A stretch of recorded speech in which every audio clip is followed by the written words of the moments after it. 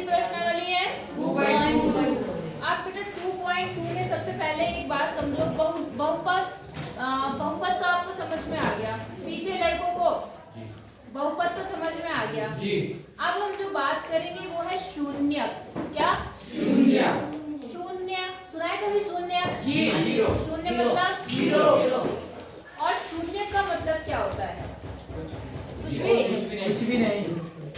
शून्य का मतलब यहाँ पर क्या मतलब होता है? शून्य का मतलब जीरो, और शून्य का मतलब वो मान, चर का वो मान जो बहुपद में रखने पर बहुपद का जो आंसर है जीरो दे। समझ गए कि नहीं समझे? ये भी आपने पहले कराया है। क्या बोला मैंने? शून्य क्या होता है? भाई साहब मैं भी कुछ पढ़ा रही हूँ, अपने आप तो बाद में पढ़ लोगे, ध्यान मेरी तरफ दे लो। शून्य मतलब चर का वह मान। क्या बोलेंगे? जिससे बहुपद जीरो मिल जाए। क्या मिल जाए? जीरो। मतलब बहुपद का जो सॉल्यूशन है, हल है, वो जीरो मिल जाए या बहुपद जीरो हो जाए, ऐसा बोल सकते हैं। बात समझ आई? जैसे एक छोटा सा एग्जांपल लेते हैं हम लोग। मान लो कोई भी बहुपद ले लेते हैं, कुछ भी ले लेती हूँ मैं, आपका थोड़ा बड़ा सा लेती हूँ। जैसे मान लो मैंने ले लिया x², कुछ भी ले रही हूँ मैं फिलहाल, 2x और +1। मान लो मैंने ये ले लिया, ठीक है। और मैंने क्या करा, इस बहुपद में x बराबर -1 रख दिया। कितना रख दिया? x का मान देगा या x का मान निकालना है या चेक कर रहे हैं। फिलहाल अभी देखो, मतलब शून्य क्या होता है मैं सिर्फ वो बताना चाह रही हूँ। अगर मैं यहाँ पर x बराबर 1 रख दूँ, कितना रख दूँ? 1। देखो कितना बनेगा। मान लो इस बहुपद को मैं ऐसे लिख देती हूँ, थोड़ा सॉल्व करने में आसानी होगी। मेन तो बहुपद ये है, लेकिन इसे मैंने प्रदर्शित ऐसे कर दिया। कोई फर्क पड़ा? नहीं पड़ा। तो अब देखो मैं P1 निकालती हूँ। P1 मतलब x की जगह पे मैं कितना रखना चाह रही हूँ? 1। तो देखो कितना होगा, यहाँ पर कितना आएगा? 1 का स्क्वायर प्लस कितना होगा? 2 और फिर 1, x की जगह पर 1 और प्लस 1। यहाँ तक समझ आया? मयंक का है तो ड्राइंग अब खत्म हो गई है, पढ़ाई कर लेता मैं। जाओ बुला के लो। समझ आया आपको? बाद में कहेगा कि मेरे को कुछ नहीं समझ में आ रहा। इतनी बात समझ आ गई? अच्छा अब देखो क्या हो गया, आपने एक एक रख दिया। अभी आपको इतना तो ऐसा कुछ नहीं है जो ना समझ आए, केवल हमने क्या करा, x की जगह पर क्या रखा, जो मान दिया होगा वो रखेंगे। फिलहाल एक हमने अपने आप लेके भी तुम्हें केवल सॉल्व करना बता रही हूँ, ठीक है। अब सॉल्व करो। 1 का स्क्वायर 1, हाँ 1 का चाहे स्क्वायर करो चाहे क्यूब करो, चाहे 1 की घात कितनी भी लगाओ, 1 को 1 से गुणा करने पर हमेशा कितना आता है? 1। और 2 को 1 से गुणा करने पर कितना आएगा? 2। और यहाँ पर कितना है? 1। सारे प्लस में है तो जुड़ जाएंगे। कितना आया? 4। क्या यहाँ 0 आया? अगर यहाँ 0 आता तो हम कहते x बराबर 1 बहुपद का शून्यक है। और अभी फिलहाल हम क्या कहेंगे, x बराबर 1 बहुपद का शून्यक नहीं है। समझ आ? ठीक है, बैठो। समझ आई बात तुम्हें? अब जैसे मैं x बराबर इसमें -1 रख के दिखाती हूँ। क्या रख के दिखाती हूँ? x बराबर -1 रख के दिखाती हूँ, ठीक है। अब देखो क्या होगा, p-1। ये कुछ नहीं है, ये केवल ये है, मैंने ये दिखाने के लिए लिखा है कि हमने p की जगह x की जगह पे कितना रखा है? -1। बस यही बता रहा है, यहाँ पर 1 रखा है, यहाँ पर -1, बाकी इसका कुछ मतलब नहीं है। समझ गए? अच्छा अब देखो, तो हम रख रहे हैं -1, तो यहाँ पर कितना है? x²। तो यहाँ कितना आएगा? -1 का स्क्वायर। कोई दिक्कत?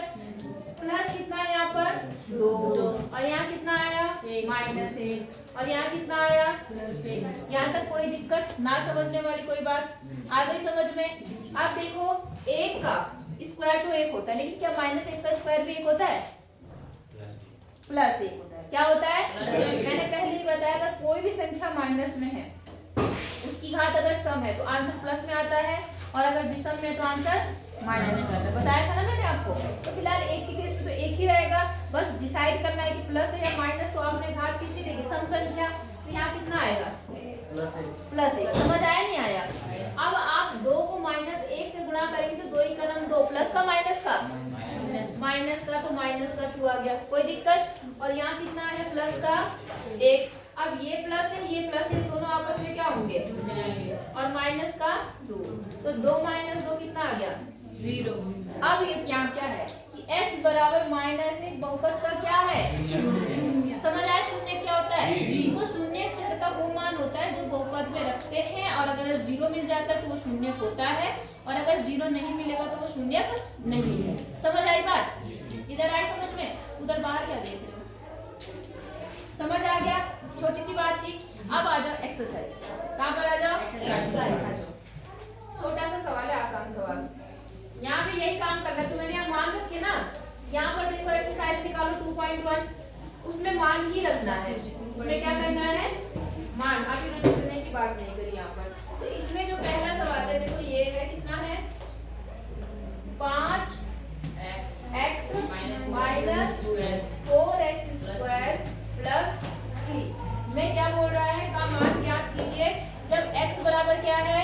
0। पहले में x बराबर कितना है? 0, मतलब x की जगह पर क्या रखना है? 0 है ना। दूसरे में क्या रखना है? x बराबर और तीसरे में क्या रखना है? x बराबर 2। सवाल समझ में आ गया होगा आपको? मतलब पहले x बराबर 0 रखना है तो उसका मान आएगा वो बताना है, फिर x बराबर -1 रखना है, जो भी आएगा वो आंसर आ जाएगा, फिर x बराबर 2 रखने पर जो भी आएगा वो आंसर। कौन सा करूं? कोई सा भी कर दूं? आप बताओ। 2 रख देते हैं, क्या रखें? तीसरा वाला करके बताती हूँ, ठीक है। तो मैंने इसको मान लिया px, मान सकती हूँ। कोई दिक्कत है इसमें? किसी को कोई परेशानी है कि मैं px क्यों मान रही हूँ? अगर परेशानी तो मत मानना, कोई दिक्कत नहीं उससे, लेकिन मान लोगे तो सॉल्व करने में आसानी रहती। इतनी बात समझ आई? अब इसमें लिखना कि x बराबर क्या रखने पर? 2 रखने पर। मैं 2 रख के बता रही हूँ, ठीक है। तो P2 मतलब x, मतलब हम किसका मान निकाल रहे हैं? ये चीज ये बता रही है कि हमने x की जगह पे क्या रख दिया? 2, ठीक है। अब देखो यहाँ 5 अपनी जगह ऐसे ही रहा, फिर कितना है?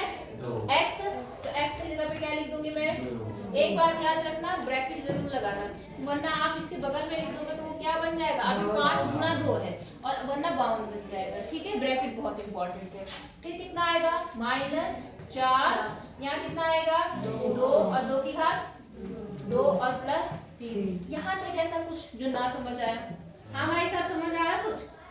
जहाँ जहाँ x है बेटा, तेरा तो भविष्य ही क्या बोल में दे ले। जहाँ जहाँ x है वहाँ क्या रख दिया हमने? 2, बाकी अभी तक कुछ नहीं किया, ठीक है। समझ आ गया? अब देखो इन दोनों के बीच में कौन सा चिन्ह है? गुणा। क्या होगा? गुणा। कितना आएगा? 10 माइनस, यहाँ पर देखो 2 का स्क्वायर कितना बना? 4। तो इसकी इस पूरे को सॉल्व करके 4 बन गया और 4 और 4 के बीच में कौन सा चिन्ह है? गुणा। तो 4 चौक 16। समझ आया? और प्लस का आप देखो ये प्लस का है, ये भी क्या है? कितना बन गया? 13 माइनस 16। अब कितना आएगा? 3। प्लस का माइनस का? इसका भी विशेष ध्यान रखो। तो -3। तो जब आपने इस बहुपद में x बराबर 2 रखा तो आपका बहुपद का मान कितना आ गया? -3, ठीक है। अगर ये पूछता है शून्य है तो आंसर क्या होता? नहीं। क्या? अभी मैं सुनने की बात नहीं करूँ इसमें, कोई दिक्कत हो जाएगा। पहला सवाल तो पहले ही करके दिखाओ, फिर आगे बढ़ते हैं, ठीक है। फटाफट करके दिखाओ। इसी के दोनों पार्ट